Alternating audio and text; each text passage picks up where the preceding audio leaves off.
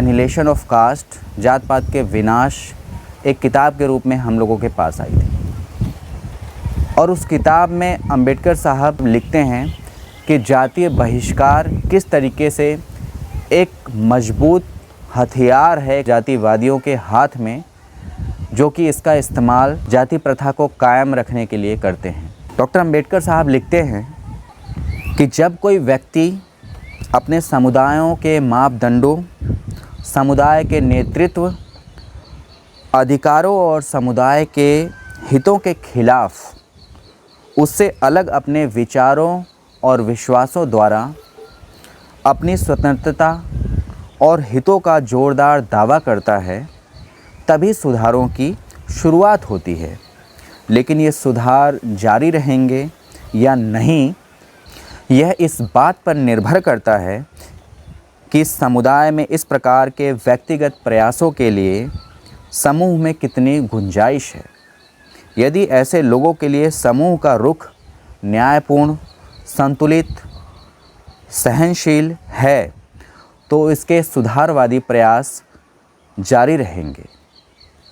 दूसरी ओर यदि समाज में सहनशीलता की भावना नहीं है और ऐसे व्यक्तियों को निपटाने व उनकी आवाज़ दबाने में अपनाए जाने वाले हथकंडों को नहीं देखा जाता, तो कुछ समय बाद ऐसे लोग जो सुधार चाहते हैं वे गायब हो जाएंगे, सुधार बेअसर हो जाएंगे और आखिर में सुधार होने ही समाप्त हो जाएंगे।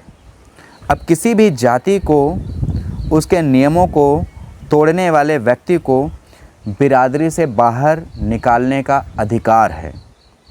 जब यह समझ लिया जाए कि बिरादरी से बाहर निकालने का अर्थ सामाजिक मेल मिलाप व व्यवहार पर पूरी तरह से पाबंदी लगा देना है, तो इस पर स्पष्ट सहमति होगी कि समाज से निकाले जाने वाले व्यक्ति और मृत्युदंड में कोई ख़ास फ़र्क नहीं है।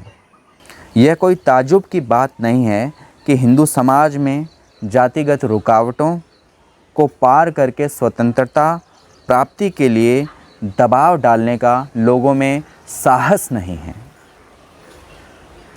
यह ठीक है कि व्यक्ति हर समय अपने साथियों के साथ सहमत व्यवहार नहीं रख सकता, लेकिन यह भी सच है कि उसके बिना उसका गुजारा भी नहीं होता है।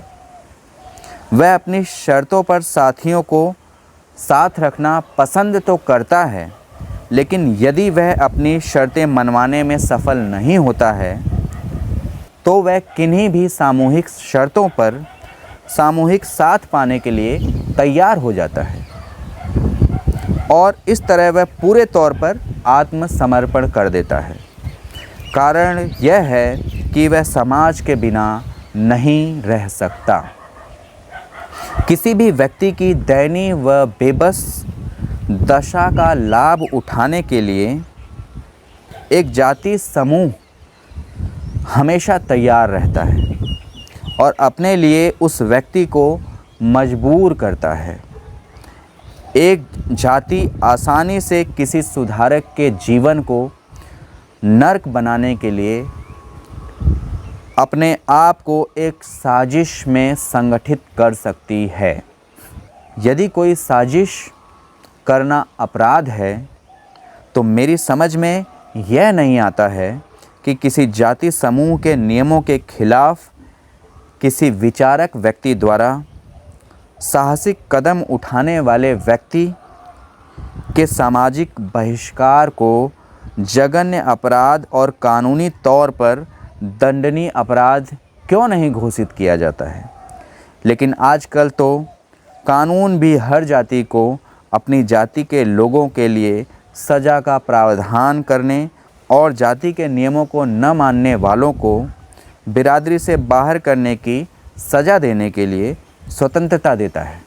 सभी सामाजिक सुधारों का विरोध करने और उन्हें ख़त्म करने के लिए रूढ़िवादियों के हाथों में जाति एक मजबूत हथियार है। अंबेडकर साहब की कही यह बात आज भी इतनी प्रासंगिक है, इतनी प्रामाणिक है कि जाति बहिष्कार के ऐसे कई एग्ज़ाम्पल आम तौर पर देखने को मिल जाते हैं। कारण इंटरकास्ट मैरिज।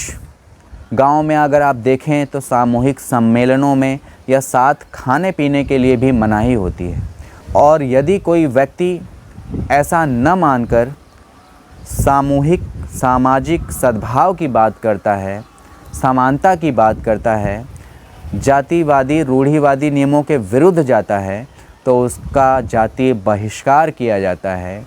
और जातीय बहिष्कार एक इतना मजबूत और शक्तिशाली, इतना निर्मम और एक कठोर हथियार के तौर पर इस्तेमाल किया जाता है जाति प्रथा की इस अमानवीय व्यवस्था को कायम रखने के लिए।